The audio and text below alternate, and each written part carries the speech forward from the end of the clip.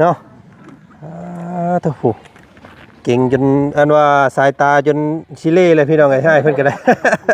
เนาะเบ็ดใส่อยู่เราก็ได้มันต่ำกว่ามันอยากต่ำแห้งได้ทางนั้นเอาห้องขึ้นบ่ได้บ่อ้ายได้อยู่แล้วหั่นแต่มันขึ้นอีกหน่อยนึงเนาะอันนี้มัน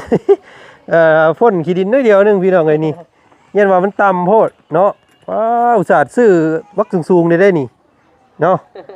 ทางนี้แทบจะบ่ได้พังเลยว่าซั่นนี่เนาะปะไว้อันนี้ซื่อๆทางนี้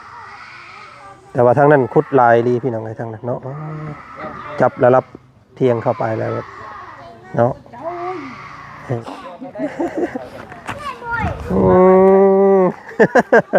เป็นผ้าทุงเงินฝั่งไทยพี่น้องไงเนาะเบิ่งเนาะยืนกงเนาะเนาะอันนี้ทางพระอาจารย์เพิ่นมาแจกให้ได้จักโตเจ้าไปสอนกับบ่บอกกันเฮ้ยเนาะว่าสิตามไปเบิ่งอยู่เจ้าน่ะบ่ไปสอนโอ้ได้กุ้งแม่น้ำครับพาพ่อตู้เพิ่นไปขายอยู่ห้านขายค่ำผู้เพิ่นว่าเนาะมันจังสิได้ราคาบ่ต้องขายให้เด้ออันว่าคนเบียดคนหยังมาซื้อนะเพิ่นว่าเพิ่นสิเก็บไว้ก่อนพอตัวนี้เนาะอันนี้มันนักนี่พี่น้องตัวนี้นักทอง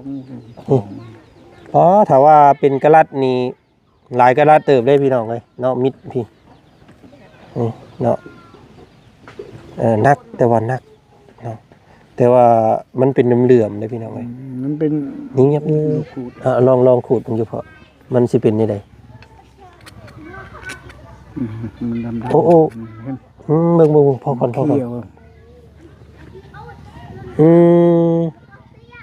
อุ้ยคือพ่อบัดเบิ่งตอนเว้นบัดคือเขียว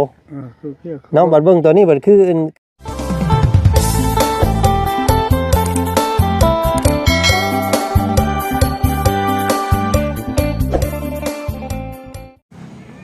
โดนวางเลยโดนเบี้ยกระดาษเบี้ยวางปุ๊บเอาคักพี่น้องเลยเนาะอย่าให้มันรุบมันเวียงเด้อย่าให้มันรุบมันเงียงไปทางนั้นทางนี้ได้พี่น้องเลยเนาะโถ่ผู้เก่งจนอันว่าสายตาจนชิเล่เลยพี่น้องเลยให้เพิ่นก็ได้ เนาะเบ็ดใส่อยู่เราก็ได้เอาพี่น้องเลยเนาะบรรยากาศค่อยคำยามแรงเนาะ4 โมง 5 โมงแรงไงเด้อพี่น้องไอ้มือนี่เนาะทีมสร้างเพิ่นยังบ่ทันได้ป้าได้ไรเนาะห้วยมันคืออัน คือต่ำเลยทางนั้นเพราะว่าดินสูงมึงนี่โอ้อันนี้บ่ได้ขุดได้ทางนี้เนาะขุดแล้วก็บ่เห็นเลยโอ้ซ้ำเราบ่ได้ใส่อันต่อเลยทางนั้นเนาะพี่ลงไปเลิกดีพี่น้องไอ้เฮือนมันสิบ่ต่ำบ่อ้ายบาทนี่เนาะอันนี้ดินมันเที่ยงพอดินเฮือนเราทางนี้มันต่ำเนาะแต่ทางนี้มันสูงก็ได้ขุดหลายบาทนี่มันชีวิตหัวอยู่บ่อ้ายบิดอยู่1.30 มันแล้วซ้ำกว่าซ้ำเสาที่นี่10 เซนตอนนั้นเสากับ1.30มันว่ามีหินมีหยังก็ต้องห้องบนรูปอยู่ประมาณ10 เซนมันก็ขึ้นอะไรนี้ต้องห้องทั้งนั้นขึ้นเนาะนี่แหละเพราะว่ามันต่ำกว่ามันอยากต่ำแห้งในทางนั้นเอาห้องขึ้นบ่ได้บ่อ้ายได้อยู่แล้วหั่นแต่มันขึ้นอีกหน่อยนึงเนาะอันนี้มัน ฝนขี้ดินน้อยเดียวนึงพี่น้องเอ้ยนี่ยันว่ามันต่ำโพดเนาะว้าวอุตส่าห์ซื้อบักสูงๆได้นี่เนาะซื้อ50 เซนได้คิดว่าเพื่อไว้ได้นี่พี่น้องเอ้ยเนาะจากแล้วสิให้สร้างให้เพิ่นขุดอันนั้นไปอีกเนาะบ่ได้ขุดขี้ดินแกงไปพุ่นเบิดให้มันอันนั้นน่ะมันก็บ่ได้ฮ้อมันขุดนี่สิขุดเพียงเอาหินเอาหยังหมดตอนนั้นฮ้อตอนนั้นประมาณ10 เซนก็ทางนี้ก็สิขึ้นตอนนั้นมีแต่ทุกเอาดินพรมมีแต่ขึ้น10 เซนทางนี้ก็เฮ็ดแบบนั้นก็ได้อ้ายเนาะเพราะว่ามันต่ำโพดนะเนาะพี่น้องแทบจะบิด ห้องเอาแล้วทั้งนั้นจังเฮาจังสะขี้ดินลงไปทมเอาอีกบัดนี้เนาะพอเพื่อนเรามันค่อยได้พี่น้องเอ้ยค่อยก็เลยได้สภาพแบบนี้เนาะทั้งนี้แทบจะบ่ได้พังเลยว่าซั่นนี่เนาะปะไว้อันนี้ซื่อๆทางนี้แต่ว่าทางนั้นขุดลายดีพี่น้องไอ้ทางนั้นเนาะจับแล้วรับเทียงเข้าไปแล้วเนาะ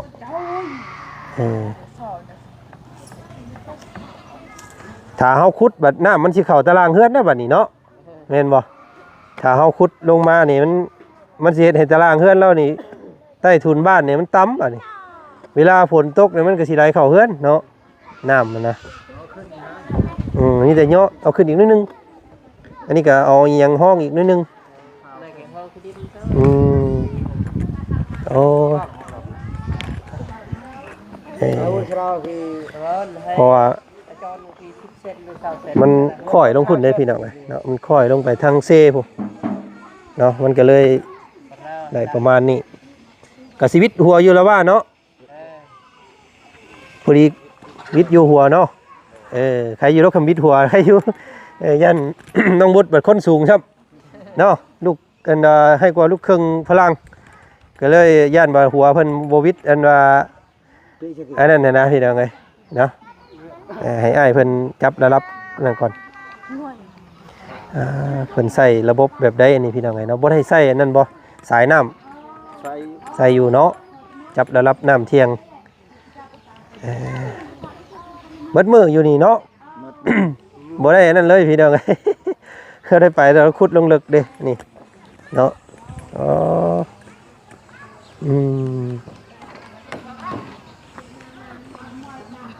ขุดลงลึกเติบพี่น้องแต่ห้องขึ้นอีกนิดนึงห้องพื้นขึ้นนิดนึงแต่ทั้งนั้นก็ให้ขยับขึ้นอีกนิดนึงเนาะเดี๋ยวจังปั๊บเดี๋ยวเพิ่นขึ้นเป็นโค้งเป็นห้างแล้วจะให้เพิ่นปั๊บพื้นใหม่เนาะจะให้เพิ่นเจ้าของบ้านเราขุดเราขุดแปลงระดับใหม่เพราะว่าเอาดินแบบดินเก่าพี่น้องบ่ได้มูลบ่ได้เอาดินเพิ่มเติมขึ้นมานะมันก็เลยเป็นสภาพแบบนี้ก็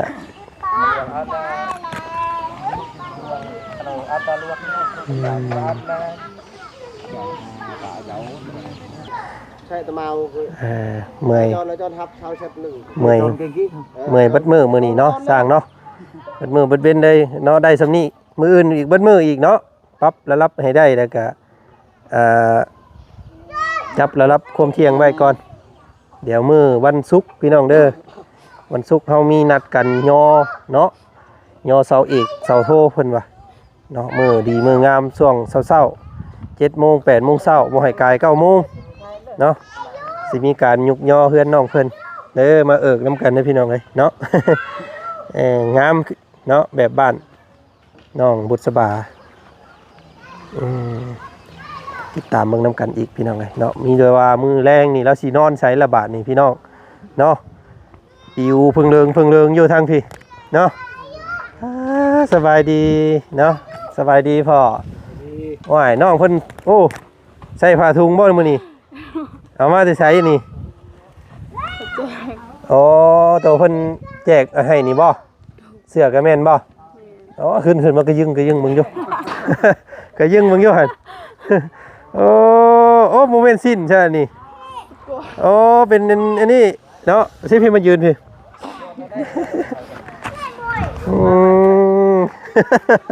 เป็นผ้าถุงเงินฝั่งไทยพี่น้องไงเนาะเบิ่งเนาะยืนกงเนาะ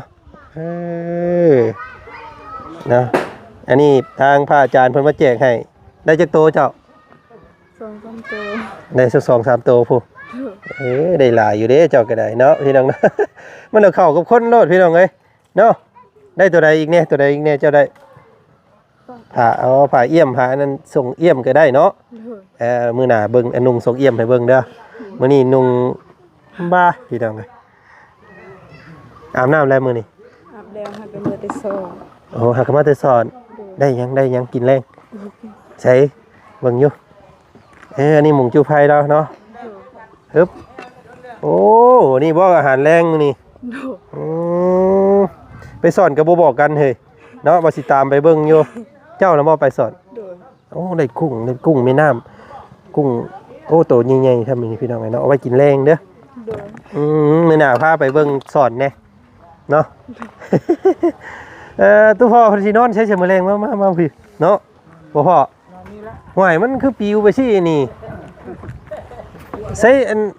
ผาตัวนึงนั่นคือบ่ให้เพิ่นเอามากวบเนาะ หมดแล้ว โอ้ยพี่น้อง หมดคออันนั้นโถ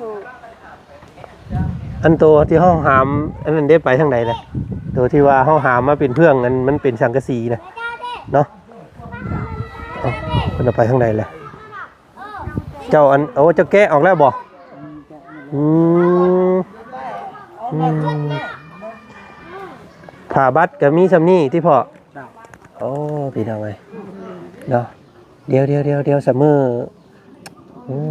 มีเพิ่นมีขายอยู่บ่ในห้างนี่ในห้างข้างนอกนี่ได้จะเพิ่นสิขายอันเท่าใดได้เนาะเอามาอันนึงดึงให้มันสุดพี่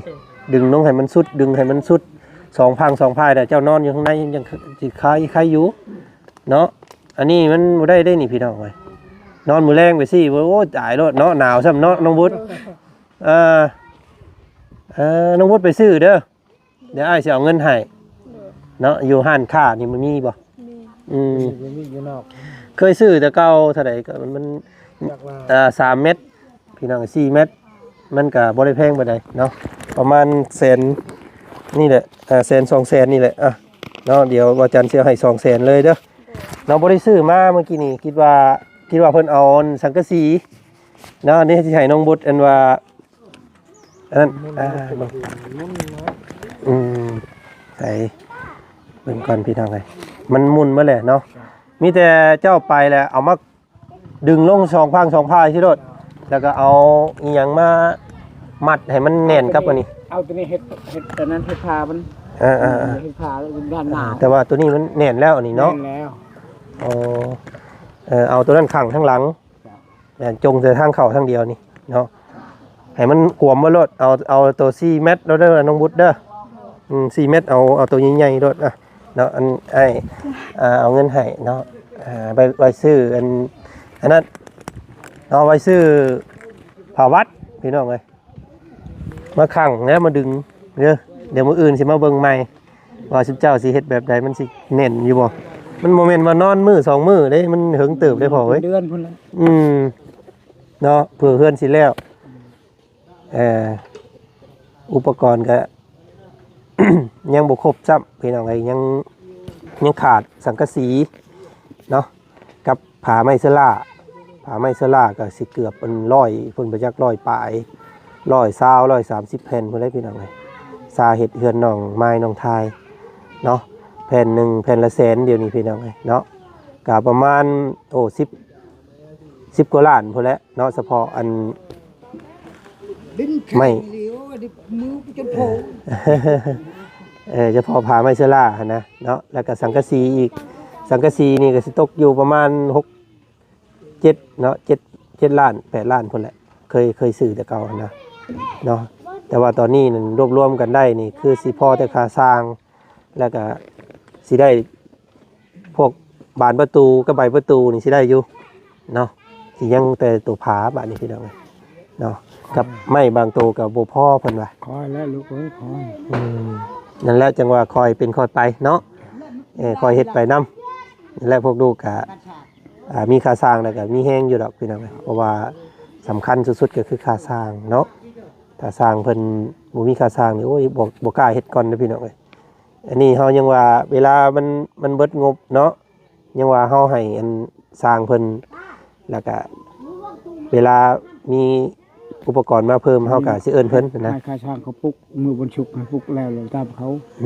ให้มันขึ้นแม่นนั่นแหละก็สิได้อยู่ดอกเป็นรูปเป็นร่างอยู่ดอกพ่อยเนาะสินั่นอยู่ดอกคอยไปคอยเป็นนี่แหละเนาะเอ้ยมันดินเจ้ามันบ่เพียงเนาะ มันบ่เพียงมันก็เลยเพิ่นก็จะเมื่อยสร้างนิดนึง โอ้ย สร้างขุด มันมือสร้างมัน ขุดอันนั้นพี่น้องก็เพิ่นขุดจนว่าท่วมอันนี้มื้อนี้เนาะจนว่าท่วมอันนี้พี่น้องเพิ่นก็ได้เนาะมีแต่นั่นแหละให้น้องบุตรเพิ่นย่างไปซื้อผ้าบัตรเนาะผ้าเพบัตรเพิ่นเจ้าเอิ้นหยังอันนี้เพบัตรคือกันบ่เอาตัวนี้ไปขังทางนั้นมันเอาผ้าบัตรตัวสีน้ำเงินนั่นเด้อเนาะสีน้ำเงินหรือว่าสีดำก็ได้มันหนาๆเนี่ยมันจังคนไปยิงกระมัน ขอบใจเด้ออันสร้างมื้อนี้พี่น้องไงสร้างเพิ่นเมื่อยวัดมื้อเราทั้งม่างทั้งคุดมื้อนี้ได้เมื่อเขาขุดนั่นมื้อคอยเป็นคอยไปนั่นแหละพี่น้องคอยเฮ็ดไปเนาะแต่ว่าค่ำมาบัดหนาวเนาะก่อนเว้นบัดฮอดสร้างเป็นอ้ายพี่น้องเอ้ย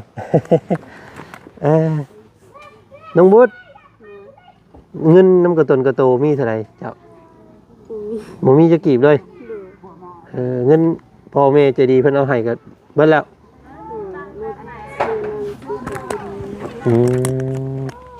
เนาะเศร้ากับบ่มีหยังเลยยาวตอนนี้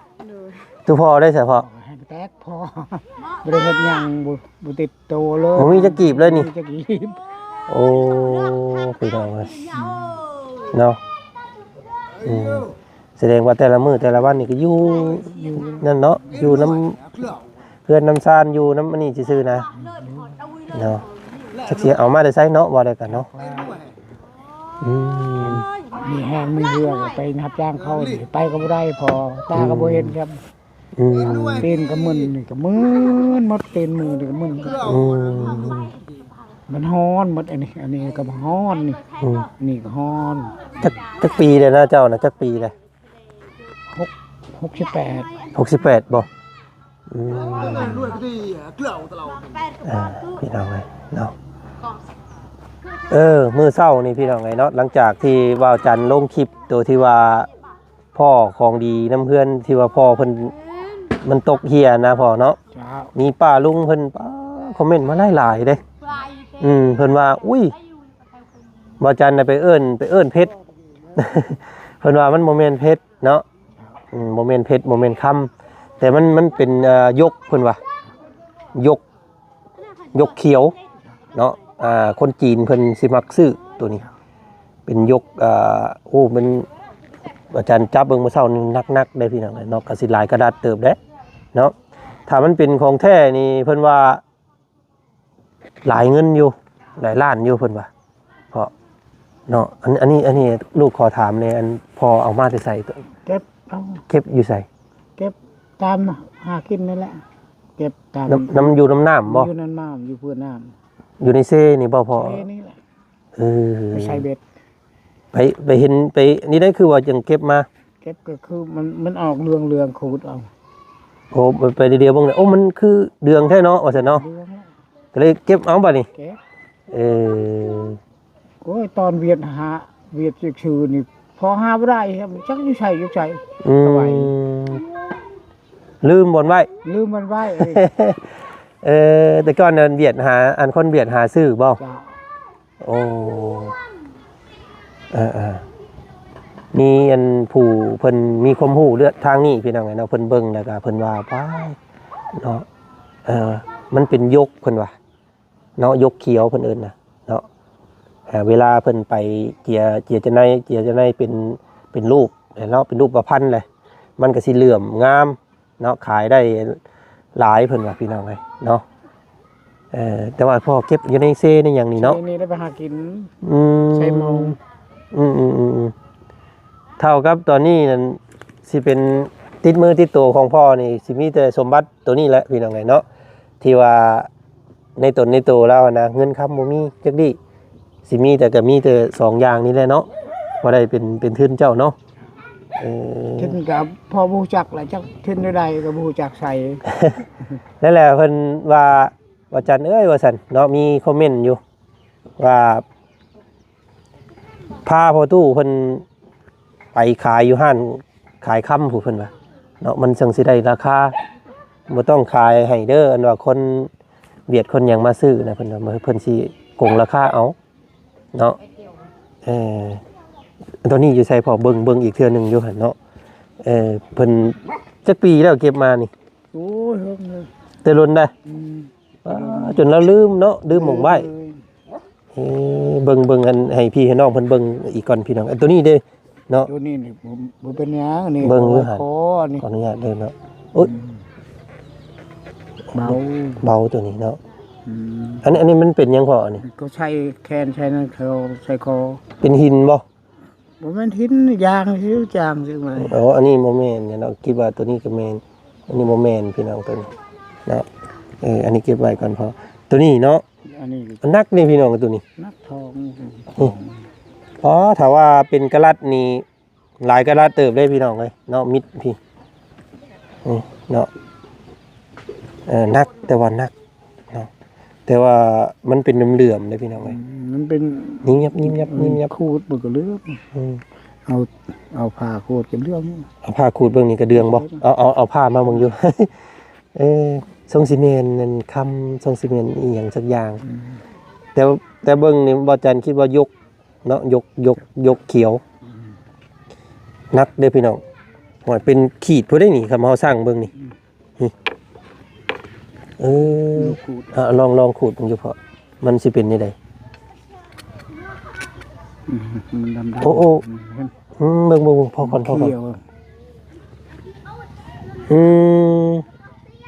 อุ้ยคือพ่อบัดเบิ่งตอนเว้นบัดคือเขียวน้องบัดเบิ่งตอนนี้บัดคือสีทอง คือก่อนเห็นขึ้นนั่นแหละ โอ้นี่ ผ้าบะเขาเพิ่น ขู ขู ด ดกับมันบะเขา มันต้องให้ห่านเพิ่นล่างเพิ่นพัดกันกันนี่เป็นยกพี่น้องยกเขียวผสมทองเนาะเพราะว่า คือทอง ทองพี่น้องเบิ่งอีกอย่างหนึงบัดคือเขียวเบิ่งอีกอย่างหนึงบัดคือสีเดื่อมคือทองเนาะต้องเบิ่งตอนเว้นผู้พี่น้องเลยแต่ว่านักเด้อเนาะ ทำก่อนเห็นเลยนะ นี่แบบว่าเฮาสัมผัสได้เลยว่ามือนี่มันสุยๆเลยพี่น้องเลย เห็น โอ้ขูดเป็นแห้งเดื่อมเนาะ เป็นทองแดงก็เป็นเห็น อันนี้เนี่ยพ่อเก็บอยู่ในเซบ่ เจ้า พี่น้องอุ้ยเป็นอันเดิมๆเป็นคือทองเนาะ คือทองแดง เอาถ้ามีโอกาสคำว่านั่นสิพาไปให้ห่านทองเพิ่นซองเบิ่งเนาะ นั่น ลูกเอาไปเลยก็ได้เป็นยัง เอาไว้รถเอาไว้เก็บไว้ก่อนเอาไว้รถเนาะเอาไว้ก่อนเดี๋ยวระวังมันเหี่ยได้เด้อเก็บไว้ดีๆเพิ่นว่าคำว่ามันแม่นยกดีๆคำว่าของแท้ดีนั่นสามารถเฮ็ดให้ตู้พ่อเพิ่นนั่นมีทุนมีฮอนในสร้างโตได้เพิ่นว่าพี่น้องเอ้ยเนาะคำว่าซ้ำนี่นะคำมันแม่นของแท้นะพี่น้องเอ้ยเนาะอันนี้เฮาก็บ่คือมีความรู้ด้านนี้ดอกแต่ว่าแม่นแหละพี่น้องก็เบิ่งนี่นักเนาะนักแล้วก็สีเขียวๆเหลื่อมๆบัดเอาผ้าขูดบัดเป็นสีคือทองเนาะบัดเฮาเบิ่งเว้นนี่บัดเขียวพี่น้องมันสะท้อนแสงแบบคล้ายๆยกเนาะยกเขียวเพิ่นเอิ้นทางคนจีนเพิ่นมักมักซื้อไปเฮ็ดไปเฮ็ดหัวแหวนเนาะเฮ็ดแหวนยกนะโอ้ถือว่าคำมาแม่นนี่พอเอ้ยเนาะได้หลายล้านกีบเติบอยู่ดอกเจ้าเนาะ แล้วลงพุดเด้อเนาะมีแต่ไปซื้อผ้า ไม่ปักมัน ไปซื้อผ้าเด้อซื้อผ้านี่มาได้ บุดออกกับลูกเลยไปซื้อเดี๋ยวนี้ อยู่พุ่นบ่อยู่ทางออกบ่ลูกก็สิเมื่อเลย เจ้า เนาะได้ให้ลุงบุญยางมาเนาะ เจ้า พากันมาเฮ็ดให้มันแล้ว สิปลุกมื้อนี้โลด ยาวนั่นยาวเอา4เมตรโดดน้องบุญเอ้ยเนาะเอา4เมตรโดดความยาวนะแล้วเฮาม้วนไว้ความกว้างก็มันมีความกว้างของเพิ่นอยู่แล้วกว้างก็สิซ้ำนี่แหละความกว้างแล้วก็เอาให้มันจิกใส่อันนี้แน่นๆโดดเนาะเอาไม้อย่างเต็งไว้บ่เลยให้มันเข่งๆบ่ให้มันล้มปิวเนาะนี่เพื่อนั่นได้สิพี่น้องโมแหกเตะกระโปงแล้วอีกเนาะเอาเสือกพางน้ มันบ่เบิดดอกเงินอันนั้นน่ะว่าอาจารย์เคยซื้ออยู่มันบ่ได้แพงเนาะเดี๋ยวให้น้องเพิ่นไปซื้อจักอันม้วนหนึงมากลางเดี๋ยวมื้ออื่นสิมาเบิ่งนํอีกเด้อเนาะ อดนอนอยู่ก่อนพอเอ้ยเนาะคือพอเว้าหั่นแหล้ววันศุกร์เนาะพอเนาะให้ทางเพิ่นจัดความระดับสูงของทรงของเสาเรียบร้อยแล้วเฮาจังอันนั้นบัดนี้เฮาจังหาคู่หาคนเนาะของอยู่ของกินก็ซ้ำที่มีแล้วเนาะพอเนาะซื้อคือลูกซื้อมื้อนี้ก็ได้แล้วเอาแต่ว่ามื้อนั้นมันถักสิหลายกว่านี้เด้คน ตั้มก็ได้10คนพุ่น 10แต่เก่าลูกเคยย่อเฮือนนั่นเป็น20พู้นแหละ เช้าพุ่นแล้ว 10ปลาย บ่มีของกินนั่นน่ะน่าจะพอยอม ย่านบ่มีแนวกินให้เพิ่นก็บ่กล้าหาเพิ่นเด้เนาะ ปกาแล้ว เ หมูยึดซอยกับหมูจะกิน เฮาบ่มีแนวกินแบบอายหมู่เนาะเดี๋ยวมื้อฮอดมื้อมันจังว่ากันสิเอาเงินส่วนที่ว่ายังนี่แหละน้ำลูกนี่แหละเนาะแบ่งซื้อแนวกินน้ำส่วนหนึงก็พอได้อยู่ดอกหาคน ดีเลยลูกชื่อมาแต่พุ่นเลยพอไปบ่ได้ชื่อของเงินน่ะนะเอามาตัว เลยมีแต่นั่นแหละเนาะเดี๋ยวจังว่ากันอีกเนาะพอเด้อมีแต่พากันรับนอนเบิ่งก่อนมื้อนี้นอนกับลูกสาวน้อย2คนนี่เด้เนาะโอ้หมอผู้ชายน่ะก็ไปนอนเฮือนหมู่น้องบุตรก็ไปนอนเฮือนน้องหัวมีแต่ลูกสาวน้องอ้อยน้องน้อยหัวเฮาเพิ่นน่ะพี่น้องเอ้ยเนาะ บ่ได้ไปใช้แล้วบ่นี่ทางเครื่องนี่สิยันหมูเอา มีแต่ ตลาดนี่เขาเอา ขนว่าไว้นี่แล้วก็จูพื้นจูไผนอนอยู่นี่ก่อนเนาะเอาผ้าวัดมาหุ้มใส่กระคักเด้อมื้อจังได๋จังสิมาเบิ่งเดี๋ยวมื้ออื่นสิมาเบิ่งความอีกเนาะ นอนได้อยู่แล้วว่าพอ ได้โฮมนี่แหละต้องปืนชาปืนนะเอาสำคัญคืออันใบผ่าบัตรนี่แหละสาพี่น้องไว้น้องบุตรเนาะมีแต่งดไปทางอื่นก่อนเจ้ากระทรวงนี่เนาะมีแต่อยู่ตำมะพริกมะเกลือย่อน้ำย่อนาเพิ่นนี่แหละ3เฮือนได้เฮือนแล้วเนาะก็ว่ามื้อใดยากเวียกดีก็แล่นไปเวียกทางอื่นนํก็ได้ เพราะว่าสิเป็นยามดอกสร้างเพิ่นก็เนาะเพิ่นสิส่วนหลายเพิ่นมากินข้าวนํบ่ กินข้าวเอง กินเพิ่นเองเวลาเพิ่นกินข้าวแต่เพิ่นเมื่อกินเนาะ เป็นเราผู้ยากมากอ่ะเอาข้าวพอนี่กิน ซอยกัน กินกลางเว้นตอนเช้าเพิ่นก็ตัวเอง ตอนเช้ากินน้ำเพิ่นแล้วก็ตอนเที่ยงนี่ก็คำเฮามีแนวกินก็กินอยู่นี้เนาะ นี่เลย คำว่าบ่มีเพิ่นก็มื้อกินอยู่เฮือน บ่แล้วเขากินอยู่นี่แหละ เพิ่นเอาของกินมาแต่เพิ่นเลย มาแต่พุ่นเลยกินอากาศภายยังกับเขามาเลย ใครอยู่ดอกคนอยู่ในพื้นที่เนาะเฮือนใกล้เฮือนเคียงกันอยู่เนาะข้าวน้ำเพิ่นก็ฮู้อยู่ดอกว่าพอบ่มีเนาะแต่ว่าบัดมื้อย่อเฮือนนี่เฮาต้องได้มีข้าวให้เพิ่นได้พี่น้องเอ้ยเลยยังอยู่เนาะยังอยู่พี่น้องเอ้ยพอดีละ1เบิดนี่ก็บ่เบิดดอกเนาะเพิ่นกินน้อยเดียวเอาสั่นไปเดี๋ยวน้องบดไปซื้อมาอันเฮ็ดให้พ่อเนาะให้มันแล้วได้นี่พี่น้องมันบ่แล้วนอนบ่ได้ได้มื้อแลงเนาะไปเนาะไปเพิ่นไปสู่น้องอันหัวเนาะรถจักรขี่เป็นอยู่บ่เจ้ารถจักรบ่เป็นเนาะ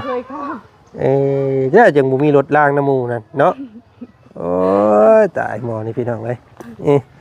เขาให้จะให้เฮียน ไปสันเนาะเดินทางไปซื้ออันผ่าบัตรพี่น้องไอ้มื้ออื่นจังพ่อกันอีกเด้อ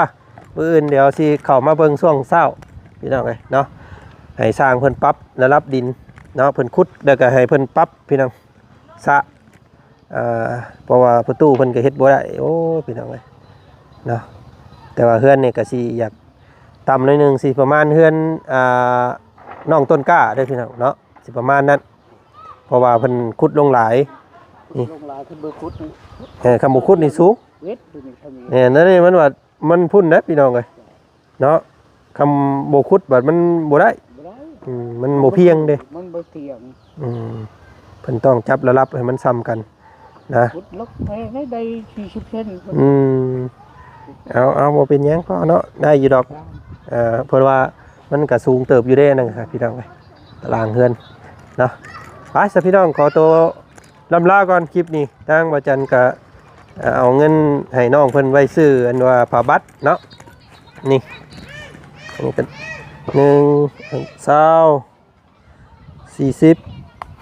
6 8 10เม็ดซาวอันนี้พี่น้องอ่ะเนาะเฉพาะเสานี่เม็ดซาวแล้วก็กับบวกกับตีนเสาอีกเกือบเม็ด7-80แล้วก็เกือบว่าวิดหัวนะเนาะวิดพอดีวิดหัวเนาะบ่สูงแล้วก็บ่ต่ำจนเกินไปพี่น้องเนาะติดตามเบิ่งอีกพี่น้องน้ำบ่จันเนาะถ้าบ่มักบ่เฮ็ดหม่องใดบ่ถูกบ่ต้องจังได๋ก็คอมเมนต์มาเด้อพี่น้องเด้อเนาะที่เตือนกันเข้ามาเนาะเฮ็ดนำกันเบิ่งนำกันนี่แหละพี่น้องทางบ่จันก็ได้เนาะบ่จันก็